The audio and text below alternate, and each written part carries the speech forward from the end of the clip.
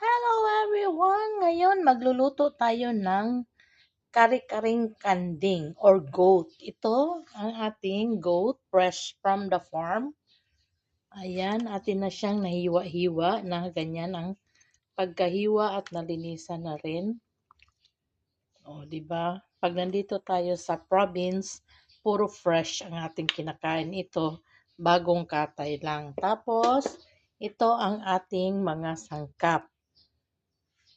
Ayan, ang MSG, magic, ang black pepper, ang paprika, kamatis, siling mahaba, luya, ating sibuyas, bawang, ating curry powder, ang ating bay leaves, ating cinnamon stick, at saka ang ating star anise. And of course, ang ating gata.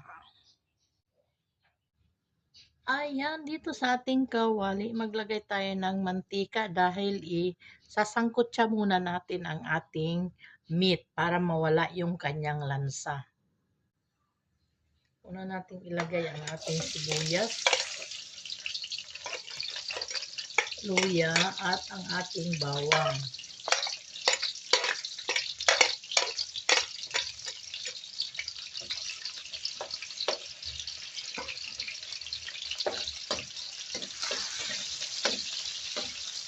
Ayan, natin lang muna itong i-saute ng ilang minuto. Maglabas lang yung kanyang aroma.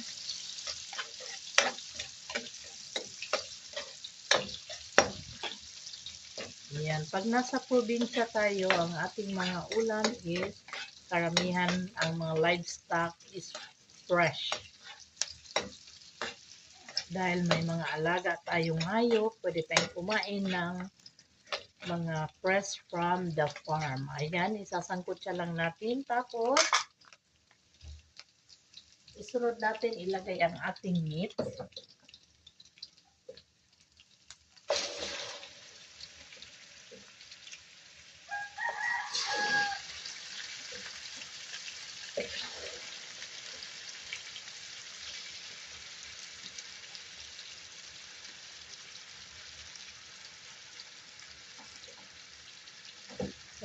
Fresh ang ating kanding or kambing.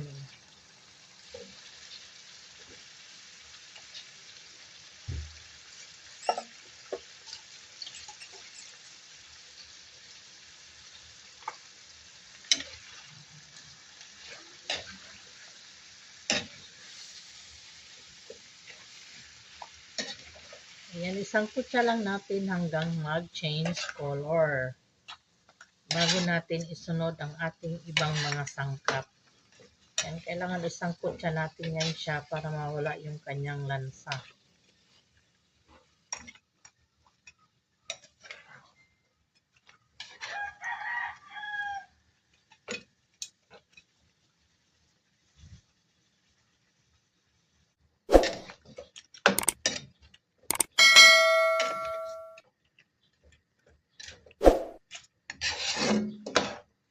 Ayan. Nag-change color na siya. Yan kailangan para masarap at hindi malansa ang ating curry.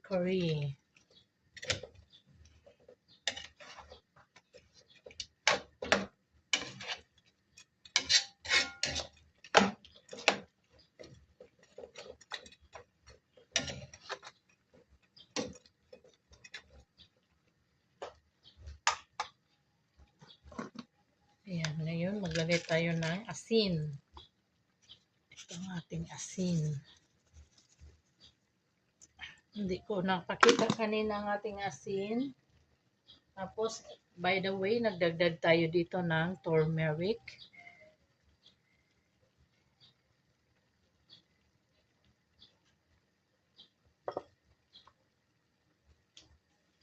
Ang ating dry ingredients, bay leaves, star anise, at saka ang ating cinnamon stick. Ang ating kamatis.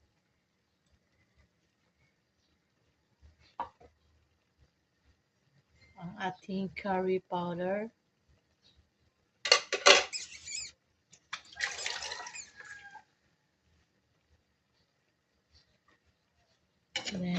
siyang i-mix-mix.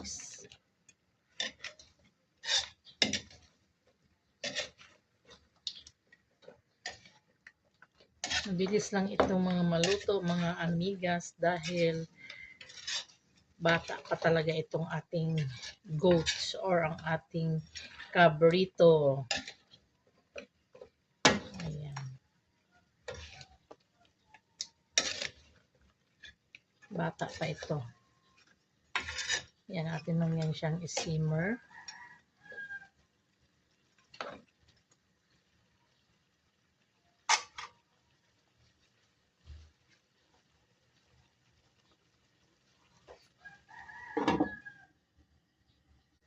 Ayan, i-check natin ang ating niluluto para hindi masunog sa ilalim.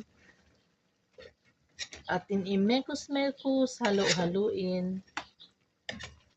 At tikman natin ang ating sabaw kung okay na yung kanyang lasa, kung perfect na.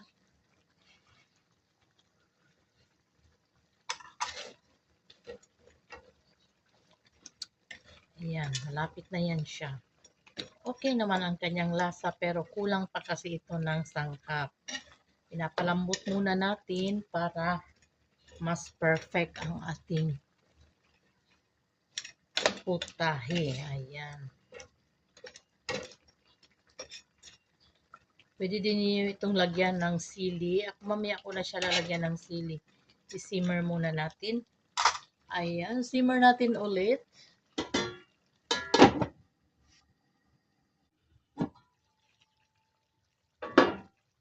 Tinang i-check ang ating niluluto.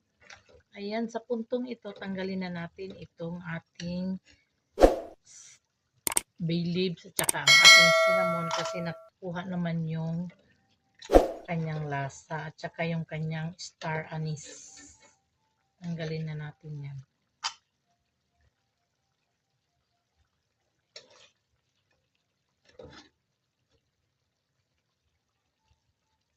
Ayan. Pagkatapos, ilagay natin ang ating gata, of course. Ayan.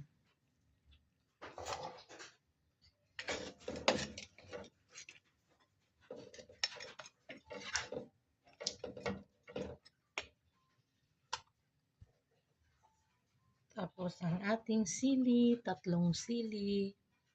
Ayan, ilagay natin. Tapos, atin lang yan siyang i-simmer.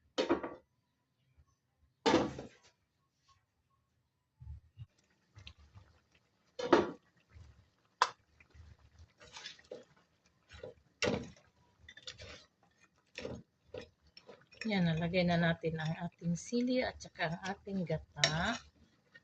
Sa puntong ito, tikman naman natin ulit kung tama na yung kanyang salt. Ayan, may bay leaves pa pala.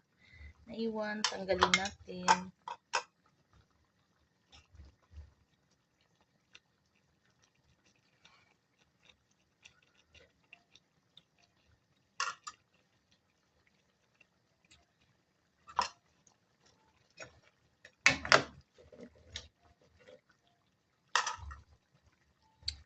Ayan, simmer natin ng mga 1 minute. Then, pwede na natin yang i-serve.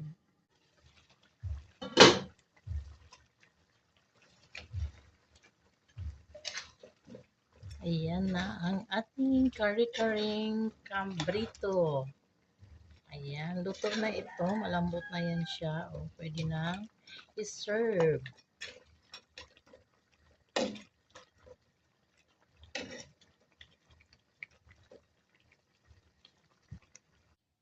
Ayan na ang ating kare-karing kambing. Luto na at pwede na nating i-serve.